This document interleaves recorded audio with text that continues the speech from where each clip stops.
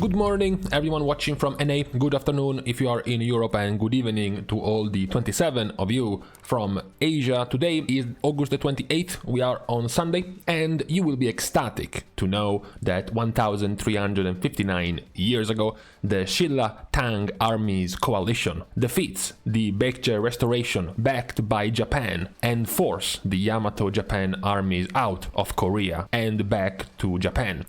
I'm sure all of you remember this event. Now, with this history lesson over, we have to go and talk a little bit about Mythic Plus for this week. We are towards the end of this week, this fourth week, which will signal the first month of Season 4. We have gotten through the first 4 resets of Season 4. We have checked Mythic Plus and how things have been a little bit over a week ago. So now we are checking what has changed. It's more interesting, to be honest, about the dungeons themselves because they have been nerfed multiple times by this point. So perhaps there are some changes more about the difficulty and the complexity of the dungeons more so than the changes within the specs that are being played in those dungeons. But nevertheless, let's take a look at what's been happening in Mythic Plus so far. The situation when you look at Keystone Master level, which is, the bigger goal for many of Mythic Plus players is to reach this kind of level, the 2000 rating-ish level. We still see decent variety of tanks because you have, as I said, when it comes to tank, being above 10% and closer to 15% is quite healthy for your spec. And in this graph, we see that we have 4 different specs at this level. Prot Paladin, Vengeance, Demon Hunter, Brewmaster Monk, and of course Death Knight are all quite healthy. We have a new addition together with Protection down at the bottom. We this season also have Guardian Druid losing quite a bit more representation compared to Season 3. I guess the dream has ended. It lasted quite little for Guardian Druid, this expansion. A few months towards the end of Season 2 and into the first weeks of Season 3, and then after that it was like, nah, this isn't working. And it went back down, almost nearing now Protection Warrior, which, worth mentioning, despite the buffs it received in Season 4, has not really changed too much.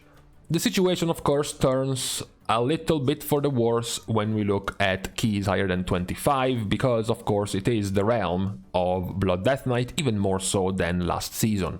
This was the very end of the last week of the season of Season 3, and you can see that Blood Death Knight was at the 43% mark in terms of representation, whereas now it is well above the 60% mark and currently one of the most represented roles and specs in the game when it comes to Mythic Plus and to high keys. That is why, of course, I have been calling and asking for nerfs to Blood Death Knight for quite a while, because otherwise this was going to happen in Season 4, and, well, it happened in Season 4. So, quite disappointing that we're gonna end the season like this and the expansion like this, hoping that Dragonflight will change a little bit more the balancing of the specs.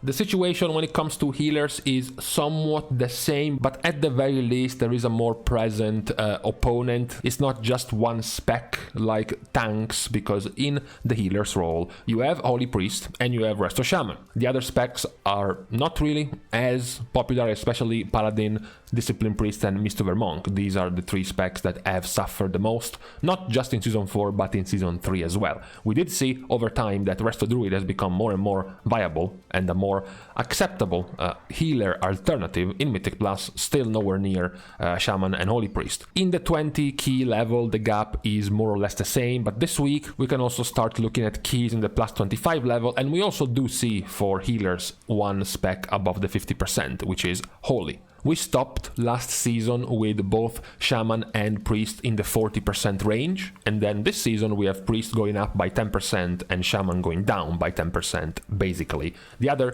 specs, as you can see, basically haven't changed. You still have Resto Druid being the 3rd most brought spec, and then you have Holy Paladin, and then you have near no use for Discipline and for Mistweaver. This was perhaps the other request, to tone down Holy Priest a little bit more, but nerfing Holy Priest is quite more difficult than nerfing Blood Death Knight, because a lot of the reasons to bring a Holy Priest in Mythic Plus is power infusion. So how do you go at nerfing the Holy Priest if most of it comes from just one ability that buffs someone else. So either you nerf Power Infusion, or you don't have that many other ways to nerf Holy Priest other than perhaps the boon of the Ascended, the Kyrian burst damage, but it's more difficult, it's more complex than nerfing Blood Death Knight. So the situation is less dire, is less problematic than the tank situation, but still not I would say not as ideal either. Now for the melee DPS, we left last week pointing out how while survival after the 2 rounds of nerfs it received was still the most popular of the specs, but not nearly as much as Season 3, also thanks to the rise of one new spec after being buffed multiple times, which is Outlaw Rogue. So Outlaw, while also triggering several of the PvP players quite annoyed at the current state of Outlaw, now they are also quite popular and powerful in Mythic Plus. They have taken the spot of second best of the other quite predictable spec that could have risen from Season 3 to Season 4, which is Windwalker Monk. So now the majority of the choices in high keys are going to be split between Survival, Outlaw and Windwalker, more or less. In the higher level of keys, the situation actually does not change, it just gets more noticeable. Compared to Season 3, for example, you still have Survival, and funnily enough, at basically the same rate, basically the same percentage of players being Survival in the very high keys. And the main difference is that the Rogue spec goes up much more. In Season 3, it was 11% of Subtlety players. In Season 4 is 24% of Outlaw Rogue players. So all the other specs lose out in order for Outlaw to grow in representation in Mythic Plus. The last of the roles was the Ranged DPS role, which was the more interesting actually because of the changes happening within the Warlock camp. Back in Season 3, the whole situation was of course dominated by Destruction, which reached and passed the 50% representation number, which is the highest number recorded in mankind history, in the human history of Mythic Plus.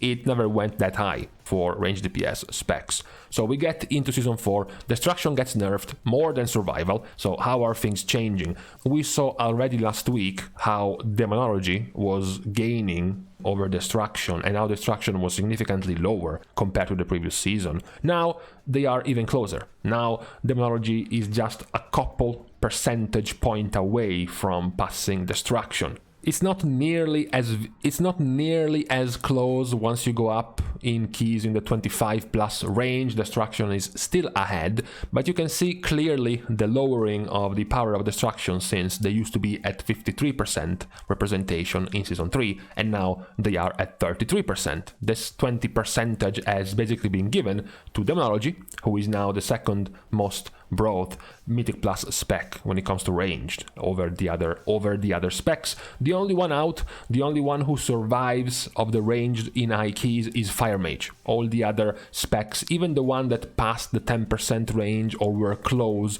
to 10% range in the Keystone Master level, like Balanced Druid, Beast Mastery Hunter, Marksmanship Hunter, they all just drop significantly when you go into the higher level of keys, and there is just Destro, Demo and Fire Mage left in the gang of specs. Now the specs themselves, looking at the performance this week, has been more or less the same with a few changes. The tanks have seen Vengeance Demon Hunter dropping a tier purely based on the completed keys from plus 16 all the way up to plus 30. Now Vengeance is a tier below the other group of tanks, still below Blood Death Knight itself, which is of course always in the clear as the first and best spec. Situation not really changing for healers at the top. It does change at the bottom because both Mistweaver and Discipline drop even further below, and now they are together happily at the far bottom compared to the other healers.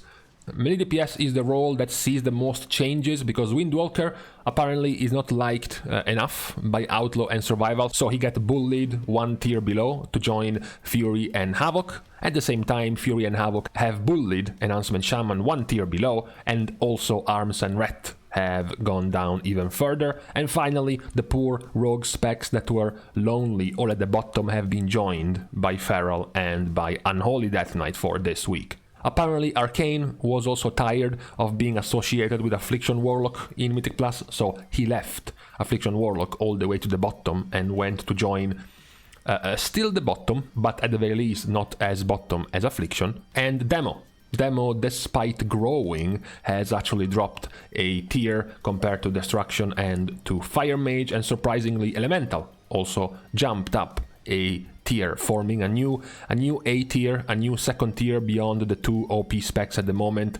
Last week we had Shadow Priest and Marksmanship. This week we have Demonology and Elemental. When it comes to the dungeons themselves, you know, it's just been a couple of days, 3 days, since the very large amount of nerfs given to Lower Karazhan in the last hotfix of this reset. So perhaps it is going to take a while since we see clear changes in the difficulty of the dungeons themselves. At the moment, you still have Mechagon Junkyard and Tazavesh Street as the two easier dungeons, even in a new week, even with Fortified instead of Tyrannical, they are still the easier one. Then you have Grimmer Depot and Gambit are still right below them, and then you have the mix of Upper Karazhan Workshop and Iron Docks with Lower Karazhan at the very bottom. Even in terms of chance of completion this week, as you can see, there isn't really a significant change when it comes to Lower Karazhan. It is increasing, right? The numbers are getting larger, but still very small compared to the other dungeons. So perhaps by next week, when we see these nerfs having more effect, we will start seeing Lower Karazhan having more human-like numbers in its completion rates so far. Now, with this being done, we have checked everything there was to check about this week's Mythic Plus recap. Not really too many major changes, besides just being a little bit sad about the way the balancing of the specs has gone in Season 4. You know, I was the naive one, thinking that we would have gotten significant balance tuning to shake things up a bit for the last season, which of course turned out not happening whatsoever. But hey, at least I can now save my cans of Hopium for the next expansion, hoping that the balancing there will be much better than this last season, even these last 2 seasons, because Season 3 was also quite grim in that area. Now, with this being said and done, we can actually leave each other to the rest of this Sunday. Thanks, of course, as usual, to all of my patrons for supporting me. You are helping me to continue to produce content for WoW as we get deeper into the alpha, which at this point, I think it's at best, 10 days more of this alpha before we get into the beta of Dragonflight. That will be quite nice to finally be able to get in, I guess, after a month and a half and more of not being able to make it in the alpha. It has been quite an annoying period. Then, of course, you can support me by liking and commenting down below on this video, as well as subscribing to the channel itself. That would be greatly appreciated, together with further social interactions like following me on Twitter right down at this link, as well as subscribing to my Patreon. Thank you guys again, of course, for watching the video. See you guys soon, and in the meantime, shit, I've done it again. I went to sleep for 4 hours when I wasn't supposed to go to sleep. So now, when I have to go to sleep, I want to be able to go to sleep because I just slept 4 hours. So my entire sleep schedule is fucked. Damn it.